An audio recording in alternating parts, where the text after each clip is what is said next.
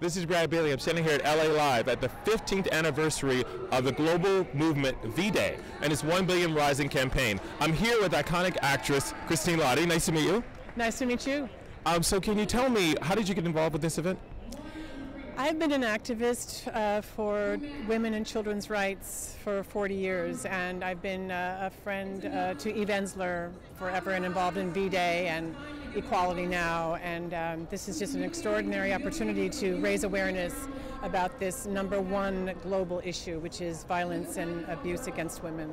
And you were just recently on stage with a story that sort of intrigued me, because I want to know what personal connection you have with issues such as violence against women, and why is this particularly personally important to you tonight?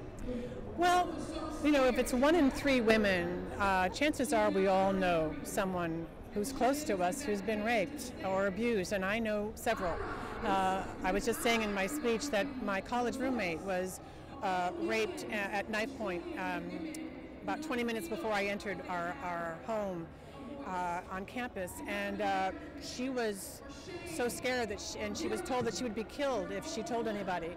And I convinced her to call the police, and fortunately this man was arrested and put in jail, but many aren't. And there's such impunity so often, especially outside of this country, globally, that in a culture of patriarchy, somehow men are raised to believe that they can treat women in a less than equal or less than respectful way. And in fact, violence and abuse is very common and in a patriarchal culture. And unfortunately, that's a global problem.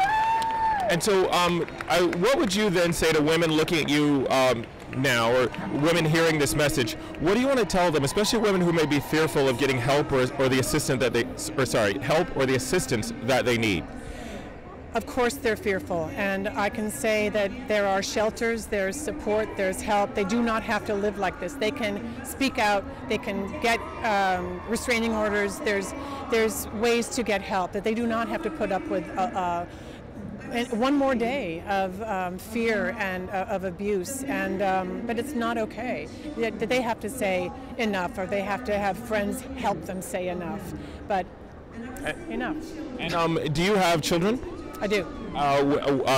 Boys, girls? I have 2 sons and a daughter, and they're all feminists, and you know, I'm doing this for them.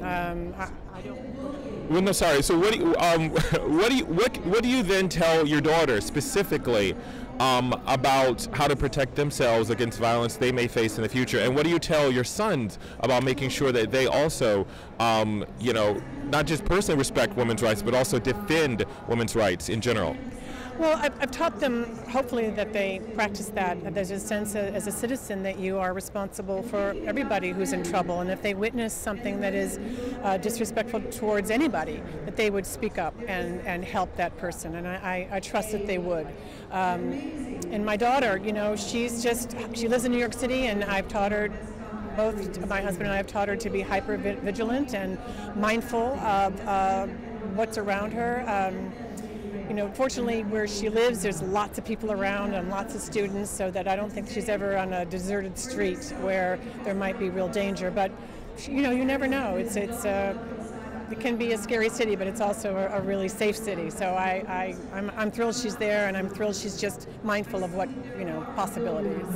Great. All right, thank you again, and I want to congratulate you on this evening and just your involvement and also your amazing and successful career. I've always been a fan, so thank you. Thank you very much. It was nice to talk to you.